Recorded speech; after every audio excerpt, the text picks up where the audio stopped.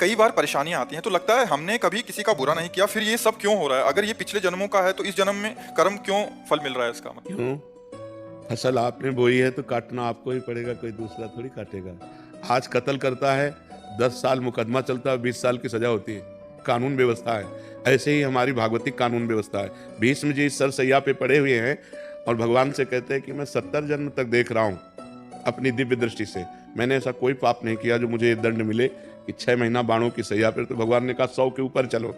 एक बार आप राजा थे और एक सांप को उठा करके बबूल के पेड़ में बड़े-बड़े कांटों में ऐसे डाल दिया और वो 6 दिन तक तड़प-तड़प करके मरा। उसी का परिणाम आपको 6 महीने बाणों की सैया में।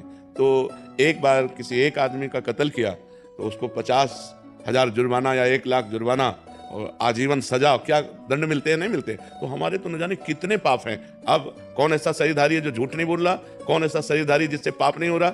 ये तो बात कह देना कि हमसे तो कोई गलती ही नहीं हुई, हमसे तो कोई पाप ही नहीं हुआ, ये बिल्कुल हम अविवेकपूर्ण मानते हैं। नहीं, ऐसा नहीं है।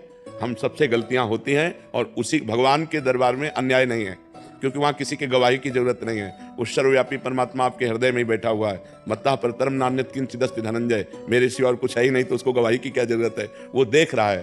तो हमको बहुत धैर्यपूर्वक चलना है। देखो, हम कई बार बता चुके हैं कि हमारे शरीर की रचना 2 कर्म से हुई है, पाप और पुण्य।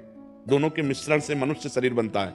केवल पाप से यातना देह का निर्माण होता है जो नरक में मिलता है। केवल पुण्य से देव देह का निर्माण होता है जो स्वर्गलोक, महारलोक, जनोलोक, तपलोक, सत्यलोक आदि में।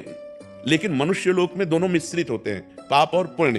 तो जिस अवस्था में जो हमें दुख मिलना है वो कर्म हमारे ऊपर लागू हो जाएगा। अगर पुण्य कर्म लागू है तो हमें सुखद अनुकूलता प्रशंसा मिलेगी।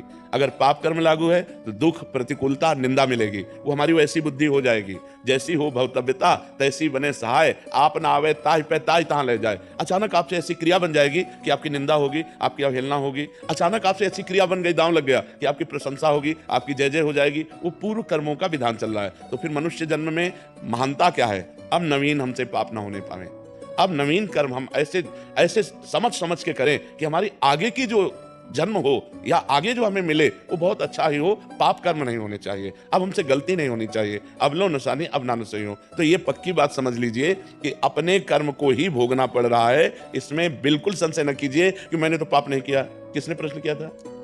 ईमानदारी से देखो सखी, वृंदावन में बैठी हो, ईमानदारी से जब से तुम्हें याद है तब से अब तक देखो, केवल इसी जन्म में क्या आपसे पाप नहीं हुई?